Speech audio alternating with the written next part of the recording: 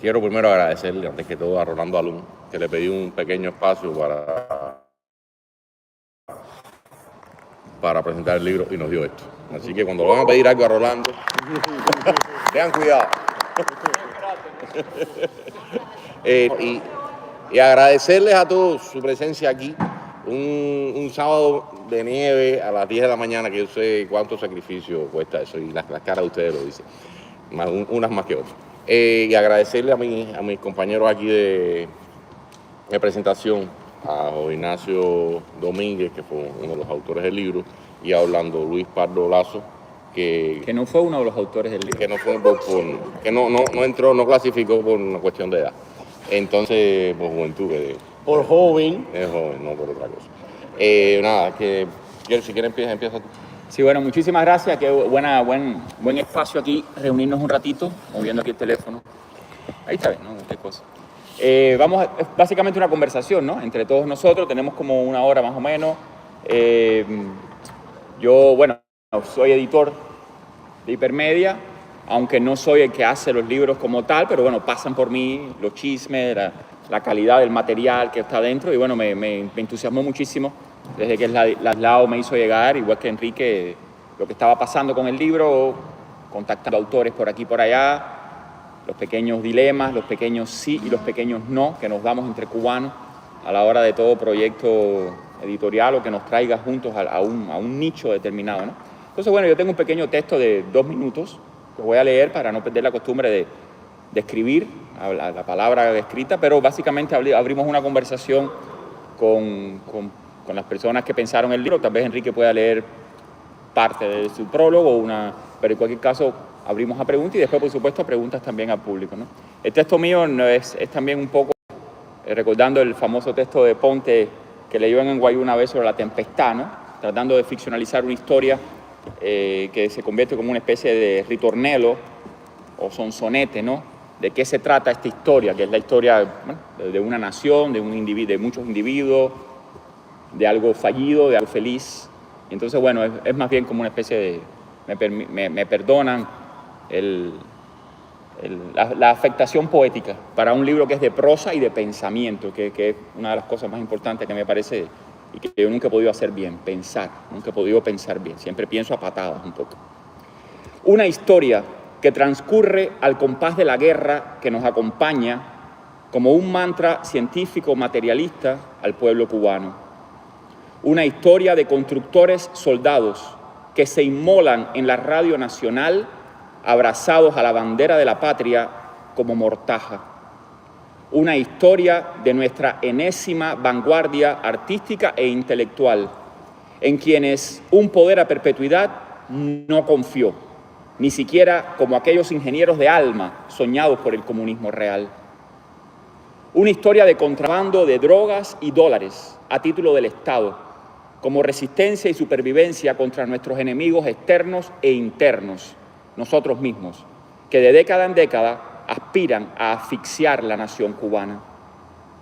Una historia de cajitas de fósforos que regresan por aire a la isla con la periodicidad de un cometa cómplice para que las cenizas de los héroes sean veladas y descansen hasta el fin de la historia en La Habana. Una historia de fraudes, frustraciones, fusilamientos. Una historia de una generación a la que se nos impidió reconocernos como generación. Una historia de cubanos que poco a poco descubren que les han secuestrado a sus contemporáneos. Una historia de ideas, ideologías, ilusión. Una historia de la búsqueda balcanizada de quién es nuestro prójimo y de quién podría ser también nuestro otro.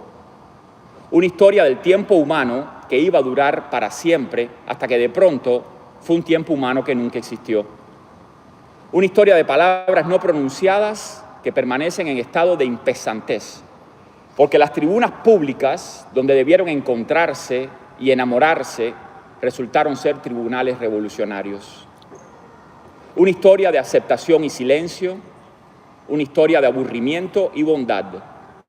Una historia que se fue resignando a la desaparición inmanente o ya inminente de un país. Una historia que se congratula o maldice la reconquista a mano militar por ese mismo imperio al que debemos o tal vez endeudamos nuestra independencia inicial.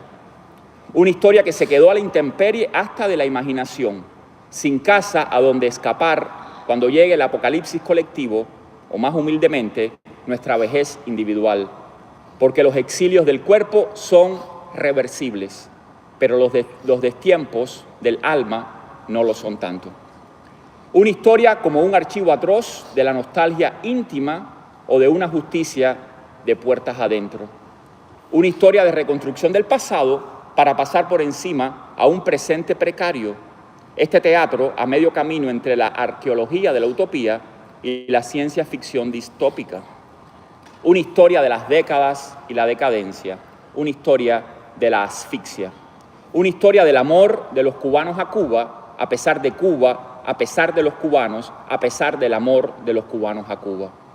Una historia del fascismo, que sería, de paso, una historia de nuestra felicidad.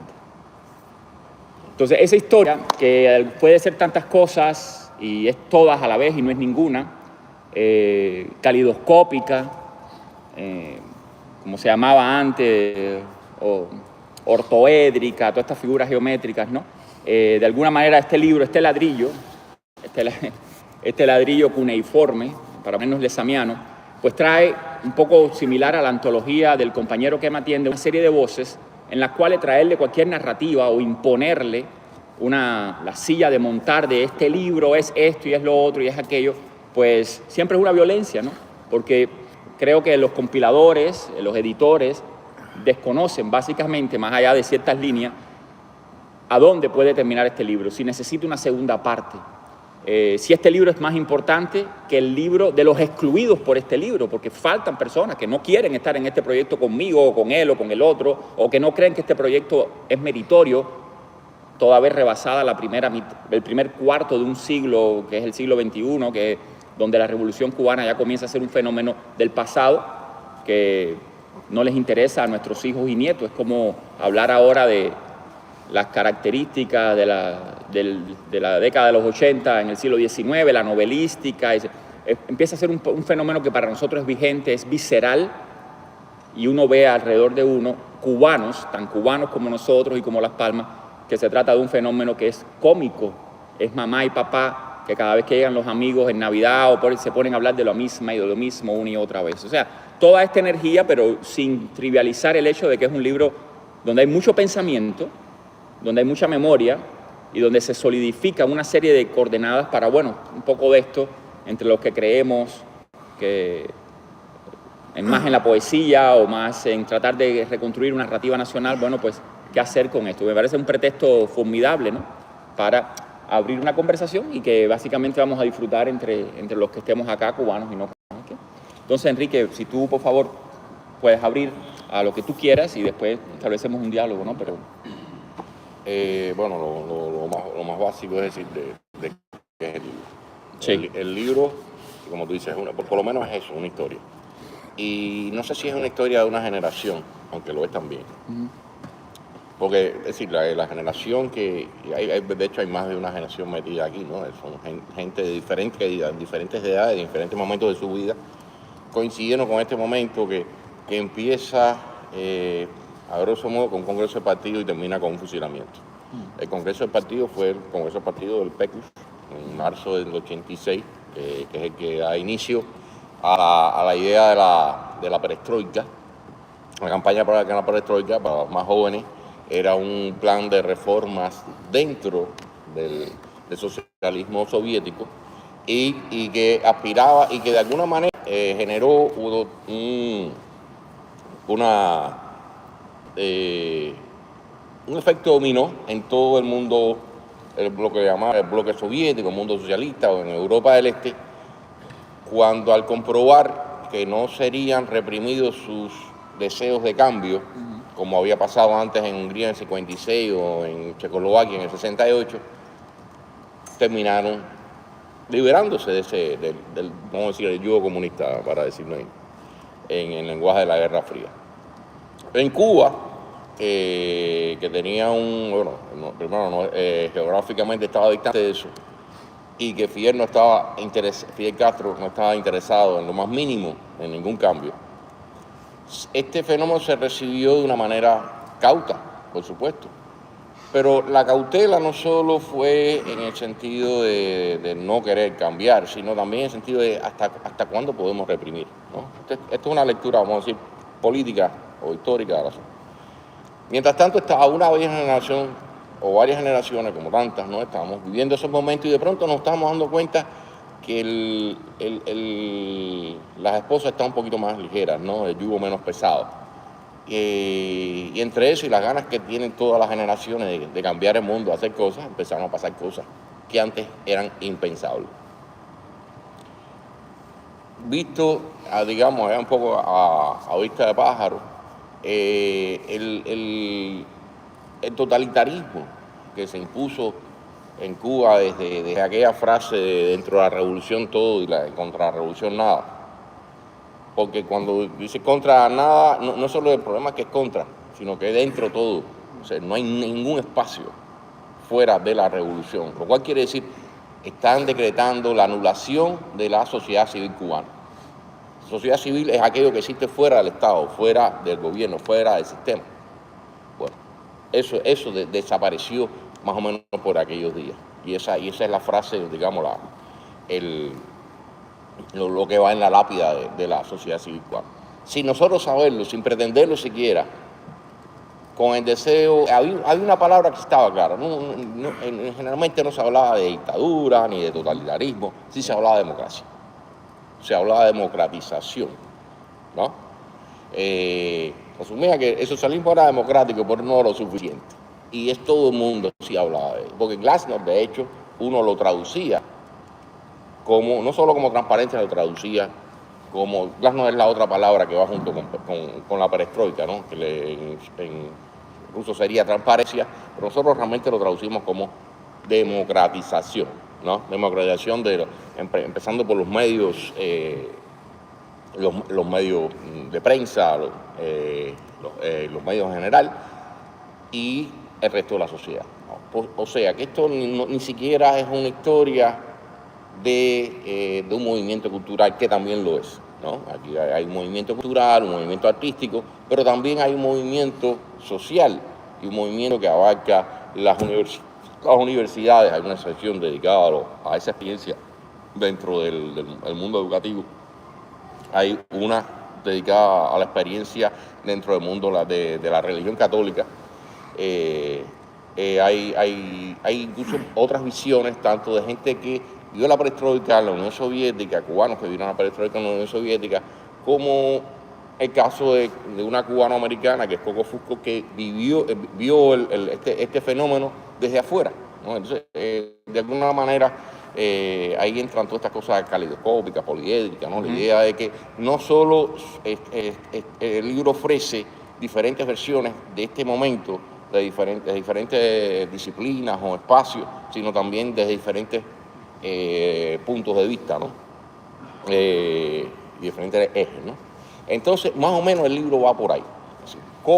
¿Qué pasó en esos años? Esos años en que cosas que antes eran impensables, de pronto no fueron solo pensables, sino realizables. Y que terminaron abruptamente, ¿no? Cuando esta, digamos, simulación de que la Unión Soviética y Cuba estaban en la misma página, de que en Cuba había una perestroika que inteligentemente Fidel Castro respondió a esa perestroika, a esa reforma, con una cosa que en ese momento se llamó la rectificación de errores. Rectificación de errores. Y tendencias negativas. Y entonces eso es realmente una contrarreforma, pero que pretendía ser reforma. Y que no era católica esa contrarreforma. Claro, alguna tenía que no ser católica. Y entonces, ¿y qué pasó? ¿Cómo se leyó? Es decir, de pronto de un periodo especial. Y el periodo especial fue una crisis tan brutal en su momento, ahora parece un chiste, ¿no? Pero tan brutal que de alguna manera borró esta experiencia. Esta experiencia como posibilidad de cambio.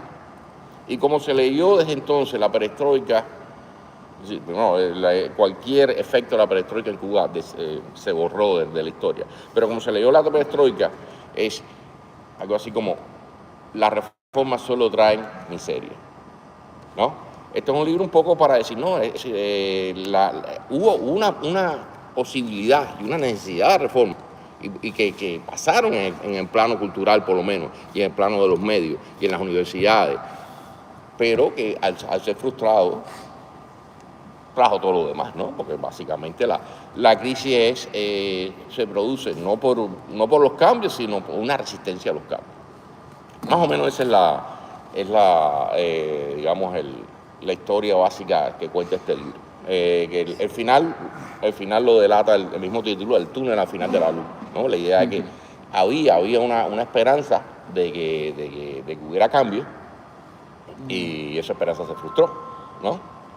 Pero no creo que se perdió en los objetivos, pero se ganó en la visión. Es decir, nunca, a pesar del periodo especial, a pesar de la represión, a pesar de todo, nunca pudieron volver a cerrar, digamos, a sellar la coraza totalitaria como existía antes del año 85-86. Después todo lo que pasó, ¿no? Todo lo que vino, es decir, ya se había vivido ese espacito de libertad, y ese espacito de libertad, aunque muchas sobre todo en el mundo de la plástica, se fueron casi que inmediatamente, los expulsaron. Todo el que había vivido un poquito de eso, era muy difícil regresarlo al punto anterior. Y yo creo que de ahí, esa sociedad civil que selló el castrismo, que la usuró el castrismo en el año 61, empezó a renacer en estos años, y nunca ha dejado, y hasta el día de hoy, si existe algo, es por esa pequeña falla que nunca se selló de todo y que ha seguido existiendo. Ahí fue la primera vez que de pronto los artistas empezaron a tomar la calle y a hacer su obra en la calle, y de pronto hacer graffiti con óleo, etc. La primera vez que empezaron a usarse espacios privados como espacios públicos, es decir, apartamentos como salas de teatro. Y esos cambios, tanto de la invasión de lo público como la liberación de lo privado, fueron fenómenos que ocurrieron en estos años y que están en este libro. Sí. Yo más o menos voy a cerrar aquí y le doy la palabra aquí a mí. Déjame secuestrárselo un momentico, Jorge. Ahora igual tú hablas lo que quieras, de lo que quieras, antes de empezar un diálogo, pero me gustaría meter una pequeña cuña, sin ironías, de una cita famosa y olvidada, de Desiderio Navarro, como todo buen cubano, y está en este mismo libro, ¿no? Bueno, Pérez, troika de Pérez, pues Pérez trunca. Bueno, pues siempre hay un juego que lo que es tragedia y solemnidad en el oso siberiano, en los hielos, en Cuba también es un poco rumba, ¿no? Tumba, goza tu perestroika, ¿no? Bueno, pues Desiderio Navarro escribió en el año 87 un artículo en la Gaceta de Cuba que se llamaba Un Pérez en Troika por la perestroika, donde de alguna manera él, como gran intelectual cubano, con un espacio legitimado, que determinadas posturas y debates que tuvieron lugar en los 80, pues él tiene como una pequeña prebenda de poder ir introduciendo un término que estaba en el aire, ¿no? Que estaba en todas partes y que de alguna manera iba a dejar atrás a todo el mundo, incluido él mismo, ¿no? Con su alta cultura y con su poliglomatías. Y Desiderio Navarro, pues a veces a mí se me hace cómico, ¿no? Cuando uno recorre estos artículos y cómo esto significaba a veces un gesto de transgresión. Ya él habló del tema, podemos hablar del tema. Ahora se nos hace cómico, pero en aquel momento también era como abrir un pequeño velo, a tratar las grietas de los ladrillos, ¿no? En realidad, el artículo se llama así, Un Pérez en Troika por la perestroika. Se publicó en la Gaceta de Cuba a finales del año 87. En realidad, glasnost, porque la semántica importa, ¿no? En realidad, glasnost es un sustantivo abstracto, derivado del adjetivo glasny, procedente a su vez de la palabra castizamente rusa y hoy ya arcaica, glas, que significa voz. En cuanto al significado de glasnost, no es otro que la cualidad o condición propia de lo que es glasny, o sea, como define el diccionario de la lengua rusa de Ochegov, que probablemente él leyó el original, accesible al conocimiento público. Un juicio glasny, por ejemplo, no es un juicio transparente, sino un juicio público, realizado a puertas abiertas. Glasnost informativa significaría entonces accesibilidad pública a la información y no, como se ha venido traduciendo, transparencia informativa. Lo que en buen español quiere decir facilidad con que se puede descubrir el sentido de la información. No obstante, nada sería más parecido al reino pleno de la Glasnost que una sociedad imaginaria en la que todos los asuntos de importancia social se discutieran en locales de paredes transparentes en un sentido nuevo, más amplio. Esto es, que dejaran pasar no solo la luz, sino también el sonido, las voces hacia el resto de la sociedad, así como en sentido contrario.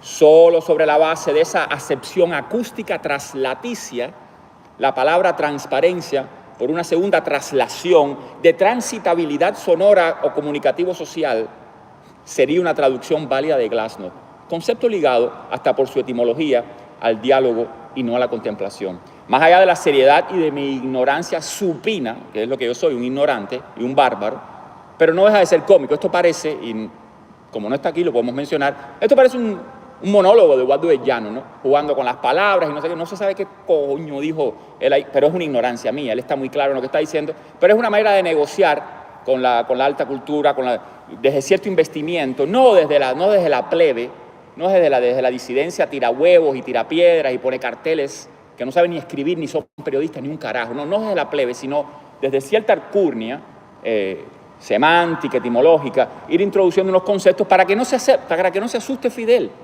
No creo que Fidel tuviera que asustarse por esto. Esto se puede traducir de una manera que se puede insertar en el reino propio de nuestra sociedad, en los diferentes estamentos, en las instituciones, podemos ir traduciendo. Fidel sabía más que él, sabía incluso más idiomas que él. Fidel hablaba todas las lenguas del planeta, ¿no? Y sabía bien que esto era un caballo de Troya y que la democratización de la sociedad cubana, como bien tú dices el término de democratización, dentro del socialismo, para perfeccionar y ponerle un rostro humano al socialismo, era el fin del poder del Ministerio de las Fuerzas Armadas y el Ministerio del Interior en Cuba. Y eso no lo iba a permitir él. Y bueno, cierro con una anécdota que está en el libro de Oppenheimer, Andrés Oppenheimer, La hora final de Castro, que se ha demorado 30 años, La hora final de Castro, donde está presente Oppenheimer y hay un diálogo entre Fidel Castro y Gabriel García Márquez, ¿no? Y Gabriel García Márquez parece que sí se entusiasmó un poquito, intelectual al fin, con sus manierismos de escritor al fin, y Fidel le dice claramente en un diálogo que escucha Oppenheimer: no, Gabo, va a ser un desastre. Y habría que preguntar si tenía razón histórico, ¿no? Porque ahora tenemos, para nosotros es un desastre como pueblo, como nación, etcétera, pero él también, como poder hegemono, para él y para muchas sociedades del mundo, ahora todo el mundo habla del fascismo en Europa, en Hungría, en Bulgaria, no sé qué, el Putin. Bueno, pues Fidel, 30 años antes, decía: vamos hacia una zona donde yo no quiero que mi sociedad, a imagen y semejanza mía, vaya. Porque la democratización de estos chicos, de estos jóvenes, de esta generación, estoy siendo muy subjetivo, no va a llevar a más socialismo ni más rostro humano. Va a llevar a una sociedad abierta, plural, democrática, de profits, donde se va a perder el sentido de totalitario, de coherencia interna y de un destino común. Y bueno, ahí yo no puedo mantener un poder a perpetuidad, que es lo que pretende ese régimen, un poder a perpetuidad, y por lo tanto también es un discurso que desconfía profundamente de la democracia. Como bien tú dices, la palabra democracia era el error y era el daño en ese momento. Después el régimen se la apropia, como se apropió del ESAMA y de otras cosas, y el régimen se democratiza, crea elecciones populares, votamos más que nunca a partir de los 90 en Cuba, pero en ese momento el cuestionamiento era la palabra democracia, era el daño. Infiltrar la democracia en Cuba era un daño, ¿no? Y hay muchos documentales, Maldito sea tu nombre, Libertad, etcétera. La libertad, la democracia era como una cabeza de turco o un caballo de Troya para destruir a la sociedad cubana a través de la democracia y de la libertad. O sea, eso estaba muy claro en ese momento. La dictadura del proletariado no podía permitir esos rejuegos. Ahora ya da la impresión de que se negociaron y la palabra, el régimen cubano se dice a sí mismo el más democrático del hemisferio, donde el pueblo nomina, que no pasa en Estados Unidos. Aquí nomina los Trump y los Clinton, pero el pueblo nomina en Cuba. O sea, el régimen se apropió de ese discurso de la democracia y se convirtió en una especie de hipertrofia de una hiperdemocracia populista, ¿no? Que básicamente es una dictadura. Enrique, Jorge, todo lo que tú quieras, de lo que tú quieras, anécdotas personales, y después cerramos un poco. Gracias. Trataré de ser breve, como decía Fidel. Lo primero es decir, por supuesto, yo no estoy de acuerdo con nada de lo que ellos han dicho contra la revolución. Ok. Sí, que yo no estoy de acuerdo en nada de lo que ellos han dicho contra la revolución. Estoy diciendo. A mí me recuerda a Norberto Fuentes. Yo creo que Fidel siempre tuvo la razón, como dice el Gramma, en algo que dice Orlando. Y te parece, en este libro a mí me tocó ser el católico. A mí siempre me toca ser el católico. Y en la escuela desde primer grado. Y curiosamente, en estos años, cuando los insomnes Centinelas de la Patria me invitaban a mí a conversar, generalmente era por las cosas que yo escribía de artes plásticas. No era por ser católico, aunque yo había estado metido en 20 cosas de católico. La mayoría de mis cordiales entrevistas con ellos fueron sobre las cosas que yo escribía de plástica. En este libro todo el mundo habla de plástica, pero yo de todas formas soy católico. Pues vamos a hablar de la Iglesia Católica. Y fue una perspectiva, y por eso es que digo que Fidel siempre tuvo la razón, como estaba diciendo Orlando. Fue una perspectiva interesante vivir los años de la perestroika como un católico activo. La gente dice, Enrique dice un líder católico. Todos los católicos éramos líderes, éramos 4 gatos. O sea que sí, si tú eras católico y sabías leer y escribir, ya tú eras un líder católico. Había muy pocos católicos. Y sí, de algún modo a mí me tocó ser un joven líder católico en esos años.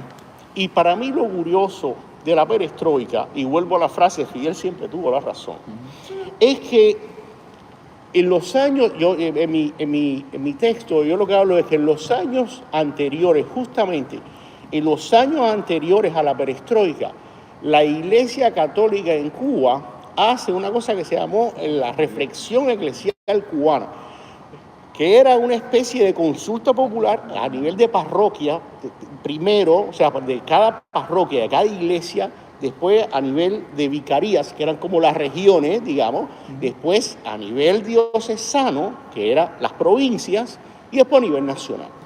Y ese larguísimo esfuerzo que terminó en febrero del 86, precisamente, era básicamente si lo queremos hacerlo así con mucho reduccionismo, era el intento de la Iglesia de decir, el comunismo es para siempre y tenemos que buscar un modo de seguir siendo la Iglesia, existiendo como institución o evangelizando. Si usted es un cínico, usted dirá, la Iglesia lo que estaba tratando de sobrevivir como institución. Si usted es un hombre de fe o una mujer de fe, dirá, no, la Iglesia quería seguir su misión evangelizadora, pero al final era lo mismo. Era cómo nos adaptamos a este ambiente asfixiante que es el totalitarismo cubano, de modo que podamos seguir existiendo y anunciando a Jesucristo a la gente. Y ahí, si usted lee el libro, hay una amplia serie de compromisos que hace la Iglesia en Cuba para sobrevivir. Y hay una frase en particular que yo siempre recuerdo, porque recuerdo mis discusiones con Dagoberto Valdés. Ustedes conocen saben quién es Dagoberto en general. Y decía, la Iglesia siente la necesidad de alegrarse por los éxitos económicos de la revolución. Yo le decía, Dago, eso es un orgasmo fingido. O sea, no estás diciendo que te alegras, estás diciendo que sientes la necesidad de que debías alegrar.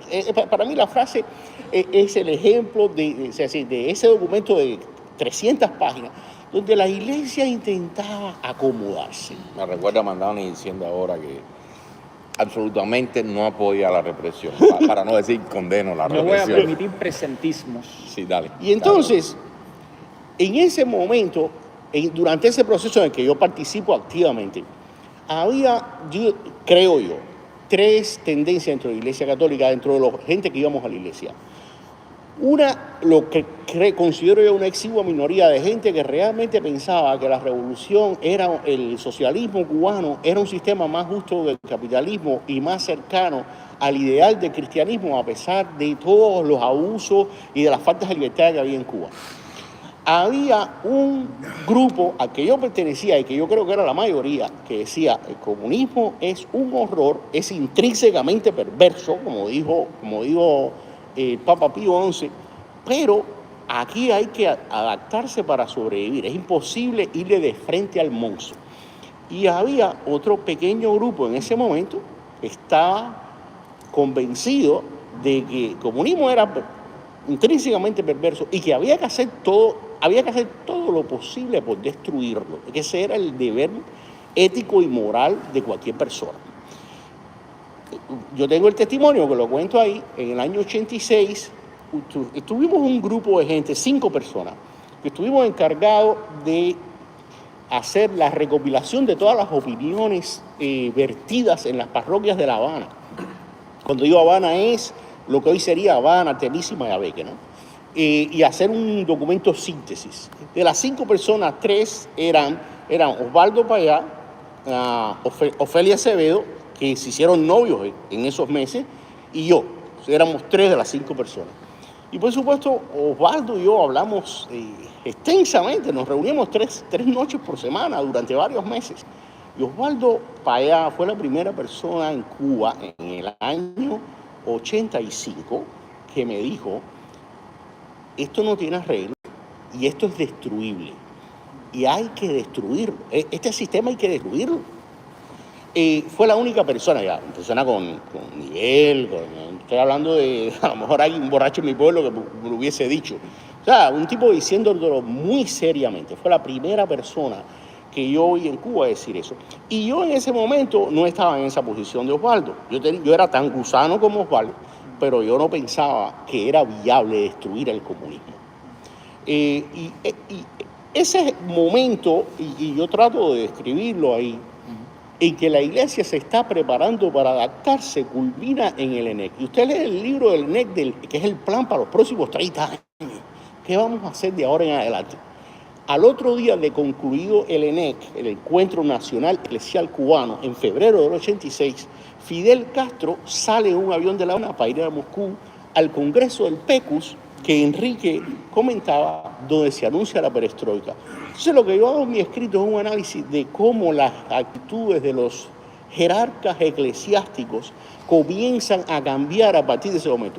Cómo un año después del ENEC, de este documento fundacional y programático, básicamente Carlos Manuel de Céspedes, por ejemplo, Monseñor Carlos Manuel de Céspedes estaba diciendo lo mismo que Osvaldo Payá. Este sistema es inviable, esto es imposible y todo lo demás. Y por supuesto yo termino con la nota triste de que en los años 90 la iglesia, cuando se da cuenta de que el comunismo no se va a acabar en Cuba, o eso que hay en Cuba, quién sabe si eso es comunismo, castrismo, como usted le quiera llamar, la iglesia opta, sobre todo Jaime Ortega, vamos a decirlo con nombre y apellido, y me perdona Orlando, que yo sé que no te gusta que lo diga, pero sí, personalmente el cardenal Jaime Ortega opta por un entendimiento, una apuesta por un entendimiento otra vez por el gobierno, y se acaban todas las iniciativas que yo describo aquí, que surgieron durante los años post-ENEC, después del 86, cuando los católicos nos olvidamos de todo lo que habíamos dicho en el ENEC para entrar a gozar la perestroika y a intentar lo que Osvaldo Payá estaba diciendo. Esto hay que destruirlo. Y por eso yo digo que Fidel siempre tuvo la razón. Porque los católicos simulamos en cierto momento que había que adaptarse con la interna esperanza de que no hubiese que adaptarse a aquello y hubiese que destruirlo. Y lo otro que quería decir, ya con esto termino, es, yo no sé cuán cercanos ustedes son a la Santa Madre Iglesia, pero entre las muchas virtudes de la Iglesia Católica, la primera no es la transparencia. Vamos a decirlo así. Y entonces, yo muchas veces en la iglesia, todo se habla por secreticos y por cosas que nunca pasan al libro porque nadie tiene evidencia documental de esto. Y entonces yo trato de reflejar ahí, en mi escrito, las corrientes de opinión que yo escuchaba, los cuentos que me hacían de las cosas que sucedían. ¿Por qué? En primer lugar, porque yo digo, yo no tengo prueba documental de esto, pero esto era lo que se hablaba en los medios católicos de La Habana en el año 85. ¿Por qué? Porque esos relatos, que yo no sé cuán ciertos eran o no, de algún modo condicionaban el actuar, las opiniones que nosotros teníamos y cómo nosotros nos proyectábamos. Y si nadie lo dice, pues nunca se va a saber. Y yo quería que eso traspasara a un libro. Mucho, por ejemplo, les hago una anécdota. Los obispos cubanos van justo después del ENEC a Roma, se reúnen con el Papa Juan Pablo II y están desayunando. Esto me lo cuenta una persona a quien se lo contó uno de los participantes. O sea, yo no tengo prueba documental. Y uno de los obispos cubanos, con esto termino, dice, bueno, Santidad, como nosotros vivimos una situación que no hay manera de revertir, y dicen que Polaco estaba con la boca llena, hizo así en la mesa y dijo, sí se puede revertir. ¿Quién dijo que no se pudo revertir?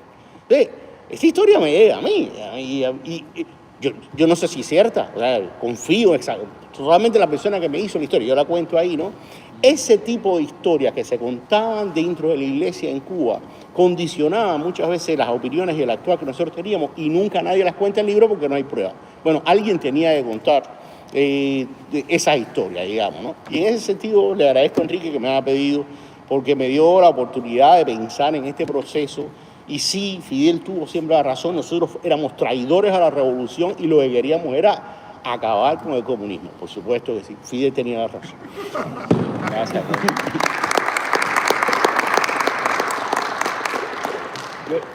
Sí. Bueno, podemos hacer otra pequeña round para abrir al público, que tenemos como que 15 minutitos más y podemos abrir al público entre las 12 ¿quieres? Sí. Bueno, porque quería contar un poco la anécdota y decir claramente, yo no fui un protagonista como ellos de la perestroika, ni de la nada. Yo estaba estudiando en un preuniversitario de la calle, jugando pelota, escuchando rock and roll, y después empecé en la Universidad de La Habana, en bioquímica. Quería contar esa parte anecdótica. O sea, para mí los movimientos artísticos, desde el establo hasta el humor, hasta la plástica, todo lo que se sabe de memoria y que yo he leído, para mí eso era ajeno. Yo estaba en un barrio de las afueras, pero no por estar en un barrio de las afueras, porque ahí vivían grandísimos creadores, simplemente porque mi cultura es una cultura pueblerina, de ver televisión cubana, de ver la pelota, y aunque estuviera a favor de Estados Unidos en la pelota, pero era como un gusano no ilustrado, era un gusano intuitivo, ¿no? Yo no tuve que ver con esos movimientos, yo llego a la literatura muy tarde, pero muy tarde es incluso después de los Pinos Nuevos, de la generación de Pinos Nuevos, de la generación de Diáspora, casi que la generación de los 2000.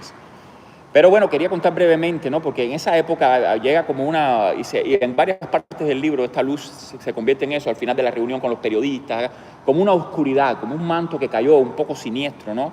Yo me recuerdo caminando de mi casa en Lawton a la Universidad de La Habana, a la Facultad de Biología, caminando porque ya simplemente desapareció el transporte de un día para el otro. Claro, no fue en el 89 mismo, pero en el 90, 91. Me recuerdo, bueno, en las colas de las McDonald's, la construcción de túneles populares por todas partes, que habían algunos chistes famosos y memes, bueno, no memes en aquella época, incluido de la seña del humor, que ya sobre ese tema de la Habana como un queso gruyère, no sé qué. Me recuerdo en una confronta, una ruta 23, todo esto parece menor, es menor, pero no deja de formar parte de una sumergida sensibilidad, ¿no? En una 23 personas hablando de Nagorno-Karabaj, que ahora es como decir, ¿pero qué puede haber pasado allí si se ha cometido genocidio contra los chechenos, contra no sé qué, ahora mismo Ucrania? Nagorno-Karabaj era como una prueba de que la Unión Soviética, que por un lado estaba tratando de humanizarse y democratizarse, lo cual era bueno, también podía ser un imperialismo, el imperialismo ruso. A todas estas yo no sé exactamente qué pasó en Nagorno-Karabaj, pero parece que estaban pidiendo más libertades religiosas o simplemente estaban pidiendo más totalitarismo, un totalitarismo islámico radical. Yo no sé, pero en Nagorno-Karabaj a mí me llegó, como lector profano de Sputnik, como que se hablaba de que habían problemas en la URSS que a nosotros no nos decían. Por supuesto, para no mencionar el muro de Berlín, ¿no? Que fue una notita en un hilo directo como que se le había caído el muro a Pepe, el bodeguero, se le cayó un muro en el patio de la casa, ¿no? Y la última, que no tiene nada que ver con nada que ver, es que en una de esas guardias nocturnas que yo hacía en la Facultad de Biología, una noche, te lo he contado a ti, yo oigo en el edificio al lado una mujer borracha gritando desesperadamente, como que no me pueden hacer esto a mí, yo soy Isolina Carrillo. Isolina Carrillo estaba viva, pero yo no sé si es ella o si estaba borracha, pero una voz desgarrada, desesperada, en los edificios modernos que están al lado ahí en 25, entre IH, al lado de la Facultad de Biología, y a mí todo aquello se me mezclaba. Era de madrugada, yo estaba solo, y esta mujer va a saltar por la ventana y va a caer aquí arriba de mí. Entonces, de repente era una etapa de mucha confusión, de mucho miedo, de mucho no te muevas, de muchos tus aliados se están yendo del país, tus aliados escritores, tus aliados amigos de la universidad, tus aliados comunistas de la universidad, amigos. Yo no fui de la UJC, pero todos mis amigos eran de la UJC, eso no era nada del otro mundo, todos pensábamos más o menos igual, yo no vi a nadie con un pensamiento reformador, todo el mundo era súper gusano, pero venían con un carnet de la UJC, excepto 2 o 3 tal vez represores, pero eso no. Y todo el mundo terminó yéndose del país primero que yo. Iban en un viaje y se quedaban, y el que se quedó en Cuba se quedó sin carnet de la UJC y en Cuba además. Entonces, fue una etapa de mucha confusión para mí, que de alguna manera yo empiezo a respirar con menos paranoia, con menos neurosis, a la vuelta de la inversión extranjera en Cuba, a los 93, la circulación del dólar, la dolarización de la economía cubana. A mí aquello me fue trayendo como una paz, que por supuesto después fue rota de nuevo, ¿no? Pero a mí la entrada de que se pudiera publicar en el extranjero, que circularan un poco más de libros, a mí la destrucción, el periodo especial, todo lo que vino en Cuba, a mí me trajo como una paz, porque yo me vi en un tren, porque me lo dijeron en mi CDR número 12, Nilo Rodríguez, a mí me dijeron que me iban a montar en un tren como revolucionario, no como gusano, para protegernos en un tren y llevarnos a una zona determinada de Campechuela, a donde estábamos asignados nosotros en la opción 0. Y a mí aquello se me metió en los genes. Yo quería escapar de alguna forma de esa realidad inevitable. Esa fue mi perestroika, ¿no? En un tren, que traían vacas al matadero del auto, yo hacia Campechuela para protegerme o darme un arma para defender la revolución, que no quería hacer ninguna de las cosas, no quería ni ser protegido, ni que hubiera una guerra, ni defender la revolución. Era un miedo profundo que de poco a poco, después fui recuperando la palabra y bueno, hasta la disidencia después en los años 2000, no sé qué. Daba gusto hablar en contra del gobierno en los años 2000, pero en los años 87, 88, 89, cuando muchas personas lo hicieron, no era tanto, a mí por lo menos no lo veo como una imagen que daba gusto, ¿no? Había que